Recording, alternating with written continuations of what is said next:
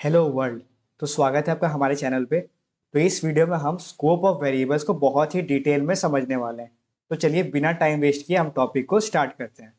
Scope of variables को हम एक एग्जांपल के थ्रू समझते हैं जिससे आप सभी लोग रिलेट कर पाएंगे। तो देखिए आपकी स्क्रीन के लेफ्ट हैंड साइड में कौन है। आपके स्क्रीन के लेफ्ट हैंड साइड में है तिपेंद्र जेठालाल गड़ा। ये कहाँ पे रहता है तिपेंद्र? ये रहता है गोकुल धाम सोसाइटी में। वहाँ के लोग जो है इसे क्या कहते हैं? इसे इसके सोसाइटी का बेस्ट क्रिकेटर कहते हैं। वैसे देखा जाए तो इसके जो फादर है यानी कि इसके जो पिताजी है जेठालाल गड़ा, ये इससे बेटर क्रिकेटर है। बट क्योंकि वहाँ के लोग इसे बेस्ट क्रिकेटर कहते हैं तो चलिए हम भी मान लेते हैं। पर प्रॉब्लम क्या हुआ, जो तिपेंद्र है ये अपने जो लोकल बाउंड्री है यानी कि आसपास के 3-4 सोसाइटी को अगर हटा दे तो उसके बाहर वो कभी क्रिकेट खेलने गया ही नहीं। या हम कह सकते हैं वो उस लेवल तक पहुंच नहीं पाया। यानी कि ना कभी वो स्टेट के लिए खेल पाया, ना कभी वो अपनी सिटी यानी मुंबई के लिए खेल पाया, ना कभी वो नेशनल लेवल पे खेल पाया और ना कभी इंटरनेशनल पे खेल पाया। तो इसलिए तिपेंद्र क्या हो गया, ये हो गया एक लोकल क्रिकेटर। क्योंकि ये अपने कभी लोकेलिटी की जो बाउंड्री है उसके बाहर ये कभी क्रिकेट खेल पाया नहीं। इसलिए इसे हम क्या कहेंगे, इसे हम लोकल क्रिकेटर कहेंगे। ठीक है। और देखिए दूसरी तरफ कौन है? दूसरी तरफ है सचिन रमेश तेंदुलकर। सचिन रमेश तेंदुलकर को तो आप सभी लोग जानते होंगे। इन्हें क्रिकेट की दुनिया में क्या कहा जाता है? इन्हें कहा जाता है गॉड। इन्हें क्रिकेट का भगवान कहा जाता है। क्यों भगवान कहा जाता है? देखिए इनके नाम बहुत सारे अनब्रोकन रिकॉर्ड्स है, यानी कि ऐसे रिकॉर्ड्स इन्होंने क्रिएट किए थे जो आज तक कोई ब्रोक नहीं कर पाया। इनके नाम ऐसे बहुत सारे रिकॉर्ड्स है, वो भी कहाँ, इंटरनेशनल लेवल पे। और ये वर्ल्ड कप विनिंग टीम के मेंबर भी थे।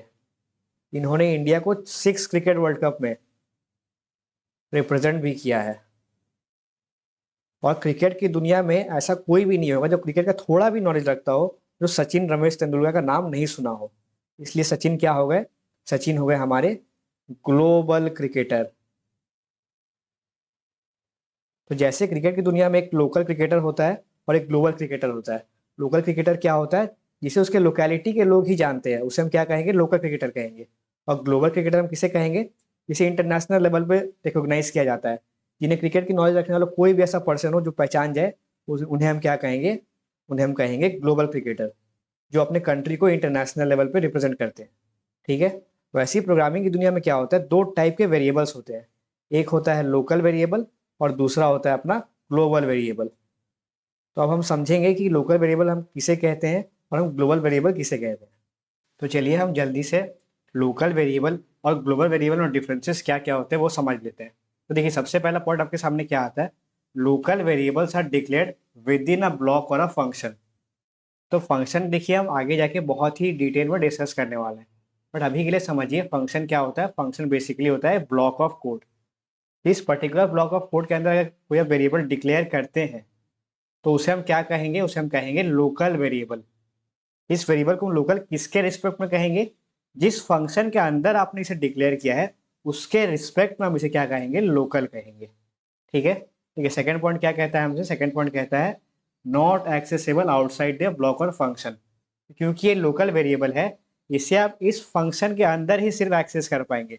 एक्सेस से क्या मेरा मतलब है? एक्सेस से मेरा मतलब है इसका वैल्यू को अगर आप यूज करना चाहते हो या फिर मॉडिफाई करना चाहते हो तो आप सिर्फ उस फंक्शन के अंदर ही ये दो काम कर सकते हो। इस फंक्शन के बाहर आप कुछ भी कोड लिखोगे या कोई और फंक्शन बनाओगे तो उसके अंदर आप इस पर्टिकुलर एक्स वेरिएबल को यूज नहीं कर पाओगे, क्योंकि ये लोकल वेरिएबल है जिस फंक्शन में आपने डिक्लेयर किया है उसके रिस्पेक्ट में। ठीक है। तो देखिए ग्लोबल वेरिएबल बिल्कुल ही अपोजिट है। कैसे अपोजिट है? देखिए डिक्लेयर्ड आउटसाइड एनी ब्लॉक और फंक्शन। तो कोई भी ये ब्लॉक के अंदर इसे हम डिक्लेयर नहीं करते हैं, इसे हम इंडिपेंडेंटली ब्लॉक के बाहर इसे डिक्लेयर करते हैं। क्यों बाहर डिक्लेयर करते हैं? ताकि इसका प्रोग्राम वाइड स्कोप बने। प्रोग्राम वाइड स्कोप का मतलब देखिए आपने एक बार एक ग्लोबल वेरिएबल को किसी फंक्शन या ब्लॉक के बाहर डिक्लेयर कर दिया तो आप बाद में उसे कोई भी फंक्शन के अंदर या कहीं भी कोड के अंदर कोई पर्टिकुलर पार्ट में आप उसका वैल्यू को आराम से एक्सेस कर पाएंगे या फिर उसे मॉडिफाई भी कर पाएंगे। इसलिए हम इस वेरिएबल को क्या कहेंगे? इसे हम कहेंगे ग्लोबल वेरिएबल। इसको आप कहीं से भी प्रोग्राम में एक्सेस कर सकते हैं। ठीक है। चलिए फटाफट से हम इसे कोड करके भी देख लेते हैं और वहां भी इसे समझ लेते हैं। तो चलिए फटाफट से हम एक नया फाइल क्रिएट कर लेते हैं। इसका हम नाम देते हैं P004.cpp। ठीक है, तो मैं जल्दी से बॉयलर प्लेट कोड को कॉपी कर लेता हूँ। मैं उम्मीद करता हूँ अभी तक आपको बॉयलर प्लेट कोड याद हो गया होगा। ठीक है, ये हमारा हो गया बॉयलर प्लेट कोड। तो चलिए अब एक नया फंक्शन क्रिएट करते हैं जिसका हम रिटर्न टाइप देते हैं वॉइड। तो देखिए वॉइड बेसिकली एक रिटर्न टाइप होता है जिसका मतलब होता है एम्प्टीनेस, यानी कि कुछ नहीं। तो जब फंक्शन कोई वैल्यू रिटर्न नहीं करता है तब हम उसका रिटर्न टाइप क्या देते हैं, वॉइड देते हैं। वॉइड एक बेसिकली डेटा टाइप है जो सिग्निफाई करता है एम्प्टीनेस को, यानी कि अगर आपको फंक्शन में कुछ नहीं रिटर्न करना है तो क्या करेगा वो, उसका रिटर्न टाइप आप सेट करिएगा वॉइड। ठीक है, तो हम लिखते हैं वॉइड, फिर फंक्शन का नेम देते हैं हम, तो उसका नेम देते हैं हम ABC। फिर उसके बाद उसका जो पैरेंथेसिस है वो देते हैं जिसके अंदर हम पैरामीटर्स देखने वाले हैं। जब हम आगे जब फंक्शन बहुत डिटेल में डिस्कस करने वाले हैं तब एक एक चीज़ को हम बहुत ही गहराई में जाके सीखेंगे। ठीक है, अभी तो बेसिकली हम समझ रहे हैं स्कोप ऑफ वेरिएबल्स। तो इस फंक्शन के अंदर हम एक वेरिएबल को क्रिएट करते हैं। इस वेरिएबल का हम नाम देते हैं इंट x इक्वल्स टू 10। तो x हमारा क्या हो गया, x हमारा वेरिएबल का नेम हो गया। इंटीजर क्या हो गया हमारा, ये हमारा डेटा टाइप हो गया। और 10 से हमने इसे इनिशियलाइज किया है। तो एक और वेरिएबल हम क्रिएट करते हैं। अब ध्यान दीजिएगा, ये वेरिएबल किसी भी ब्लॉक ऑफ कोड या फंक्शन के अंदर हम डिक्लेयर नहीं कर रहे, इसे हम बाहर इंडिपेंडेंट तरीके से डिक्लेयर कर रहे हैं। इस फंक्शन का हम नाम देते हैं इंट y इक्वल्स टू 20। इसका वैल्यू हमने 20 दे दिया और इसका भी डेटा टाइप क्या है, इंटीजर है।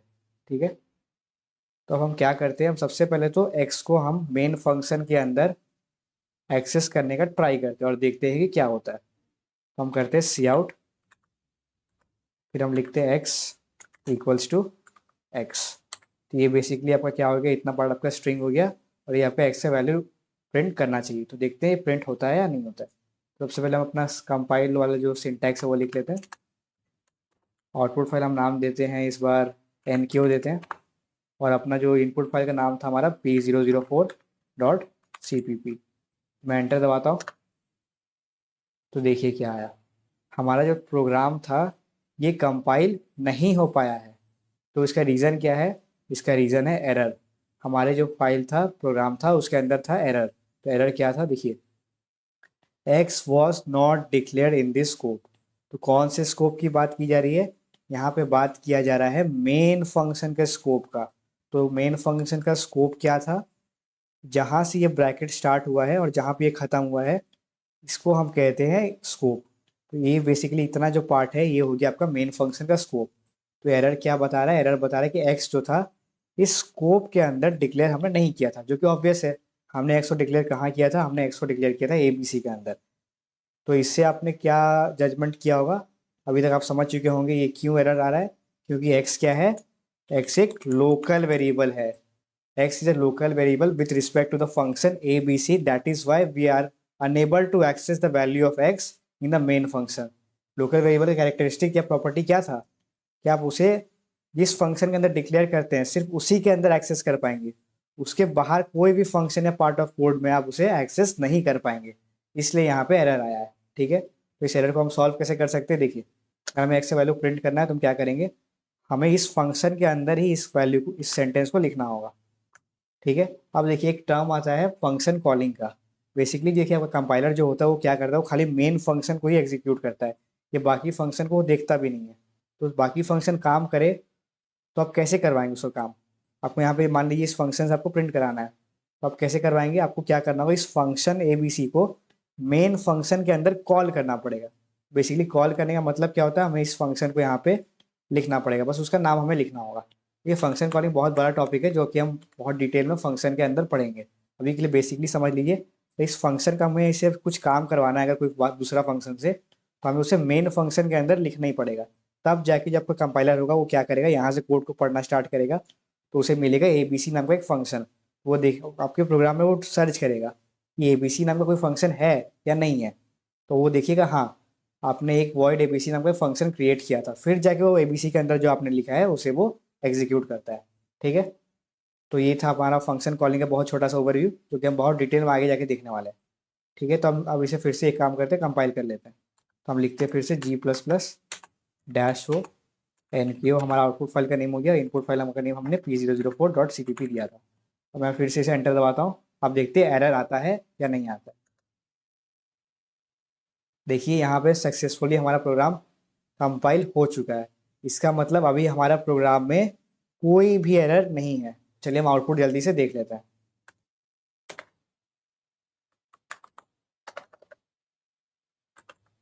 तो देखिए हमारे पास आउटपुट क्या आ गया, x इक्वल्स टू 10। तो ये आउटपुट कैसे आया होगा, जैसे मैंने आपको पहले ही बताया, सबसे पहले ये मेन फंक्शन को कंपाइलर एग्जीक्यूट करता है, तो मेन फंक्शन के अंदर उसे क्या मिला, ABC नाम का एक फंक्शन मिला, तो वो ABC नाम का फंक्शन को सर्च करेगा, फिर वो देखेगा हाँ इंट x इक्वल्स टू 10 उसके अंदर है, तो x नाम का एक वेरिएबल बनेगा जिसके अंदर वैल्यू क्या स्टोर होगा, 10 वैल्यू स्टोर होगा। उसके बाद वो x को प्रिंट कर देगा, इस सेंटेंस को एग्जीक्यूट करेगा, यानी x equals to x print होगा। तो यहाँ पे x इक्वल्स टू ये क्या हो गया, आपका स्ट्रिंग हो गया, और ये आपका जो वेरिएबल था उसका वैल्यू है 10 हो गया। तो ये एग्जीक्यूट आप कर पाए, क्यों कर पाए, क्योंकि आपने इस x को कहाँ पे एक्सेस किया, जिस फंक्शन आपने x को क्रिएट किया था आपने उसके अंदर ही उसे एक्सेस करने का ट्राई किया, जो कि लीगल है। हमने जब मेन फंक्शन के अंदर x को एक्सेस करने का दिखा था तो क्या आया था, वहाँ पे एरर शो हुआ था। ठीक है, तो चलिए अब हम y को एक्सेस करने का ट्राई करते हैं मेन फंक्शन के अंदर। तो मैं लिखता हूँ C out y equals to y। तो आप देखते हैं क्या y का वैल्यू यहाँ प्रिंट होता है या नहीं होता है। मैं इसे एक काम करता हूँ, कॉपी कर लेता हूँ, हमारा जो कंपाइल वाला लाइन था या सिंटैक्स था उसे मैं कॉपी कर लेता हूँ, हमें बार बार लिखना ना पड़े। मैं इसे क्या करता हूँ, पेस्ट करता हूँ यहाँ पे। अब मैं एंटर दबाता हूँ, देखते हैं एरर आता है या नहीं आता है। तो आप देख सकते हैं यहाँ पे हमारा प्रोग्राम सक्सेसफुली कंपाइल हो चुका है, यहाँ पे कोई भी एरर नहीं है। हमने जब एक्स को यहाँ पे प्रिंट करने का ट्राई किया था तो क्या हुआ था, एरर शो किया था। क्यों एरर शो किया था, क्योंकि एक्स एक लोकल वेरिएबल था with respect to function ABC। अब हम इसे आउटपुट करके देखते क्या आता है। तो देखिए y इक्वल्स टू 20 प्रिंट होके आ गया। तो हमने y को कैसे एक्सेस किया, हमने y को एक्सेस इसलिए कर पाए क्योंकि y किसी भी फंक्शन या ब्लॉक ऑफ कोड के अंदर में नहीं है, तो इसलिए y क्या हो गया, y आपका हो गया ग्लोबल वेरिएबल। ठीक है, तो चलिए मैं आपको y को इस ABC नाम के फंक्शन के अंदर एक्सेस करके भी दिखाता हूँ। क्योंकि y एक ग्लोबल वेरिएबल है तो आप इसे किसी भी फंक्शन के अंदर प्रोग्राम में एक्सेस कर सकते हैं। चलिए मैं एक और लाइन लिखता हूँ सी आउट, पहले मैं एक न्यू लाइन दे देता हूँ, उसके बाद क्या मैं करता हूँ, y को प्रिंट मुझे करना है। तो मैं एक काम करता हूँ, y का वैल्यू पहले मैं चेंज कर देता हूँ ताकि आप ये भी देख सकें कि आप मॉडिफाई कैसे करते हैं। मैं y को चलिए वैल्यू देता हूँ y इक्वल्स टू 30। ठीक है, उसके बाद मैं यहाँ पे y को प्रिंट कर देता हूँ। तो y इक्वल्स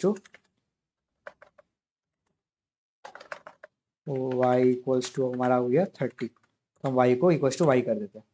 तो इधर से मैं इसे सी आउट को हटा देता हूँ और फिर से अपना जो ABC नाम का फंक्शन था उसे कॉल कर देता हूँ। ठीक है, तो मैं इसे फिर से एक बार कॉपी कर लेता हूँ और मैं इसे यहाँ पे पेस्ट कर देता हूँ। चलिए मैं एंटर दबाता हूँ, देखते क्या होता है। तो देखिए यहाँ पे कोई भी एरर शो नहीं किया, यानी हमारा जो प्रोग्राम था ये सक्सेसफुली कंपाइल हो चुका है। चलिए अब आउटपुट देखते हैं। तो आप देख सकते हैं आउटपुट में क्या आया है। आउटपुट में हमारा जो ABC के अंदर हमने पहला लाइन क्या लिखा था, इंट x इक्वल टू 10, यानी 10 नाम का x नाम का एक वेरिएबल क्रिएट हुआ होगा जिसका वैल्यू क्या होगा, 10 होगा। उसके बाद सेकंड लाइन पे वो आता है कंपाइलर, वो देखता है यहाँ पे हमने क्या किया है, C out x equal to x। तो यहाँ पे क्या होगा, एक string x equal to print होगा। उसके बाद ये x क्या है, वेरिएबल है, तो इस x का वैल्यू क्या था, 10 था, तो x इक्वल टू 10 प्रिंट होकर आ गया। फिर हमने क्या किया, जो y जो ग्लोबल वेरिएबल था उसका वैल्यू हमने यहाँ पे चेंज कर दिया, हमने y को अब 30 वैल्यू दे दिया है। ठीक है, क्योंकि y एक ग्लोबल वेरिएबल था तो हम उसे ABC के अंदर मॉडिफाई या एक्सेस कर पा रहे हैं। ठीक है, तो फिर हमने क्या किया, सी आउट एंडल किया, तो यहाँ से कर्सर क्या हो गया, न्यू लाइन पे आ चुका है। उसके बाद y equals to y print हो गया, यानी y इक्वल्स टू वाई का जो वैल्यू था 30 वो प्रिंट होकर आ चुका है। तो हमने जो वैल्यू चेंज किया था वो सक्सेसफुली यहाँ पे एग्जीक्यूट हो चुका है। तो ये था हमारा स्कोप ऑफ वेरिएबल्स। हमने बहुत अच्छे और बहुत डीप में जाके लोकल वेरिएबल कैसे हम डिक्लेयर करते हैं, कैसे उसे एक्सेस करते हैं और कैसे उसे प्रिंट करते हैं वो देखा। और फिर ग्लोबल वेरिएबल को मैंने आपको मेन फंक्शन के थ्रू एक्सेस करके दिखाया, और एक अलग से जो फंक्शन हमने क्रिएट किया था उसके अंदर भी हम कैसे उसे मॉडिफाई या एक्सेस करते हैं वो भी मैंने आपको करके दिखाया।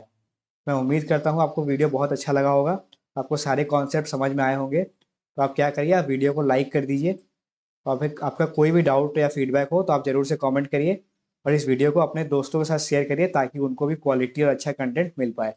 तो धन्यवाद आपका वीडियो देखने के लिए, हम मिलते हैं आपसे नेक्स्ट लेक्चर में।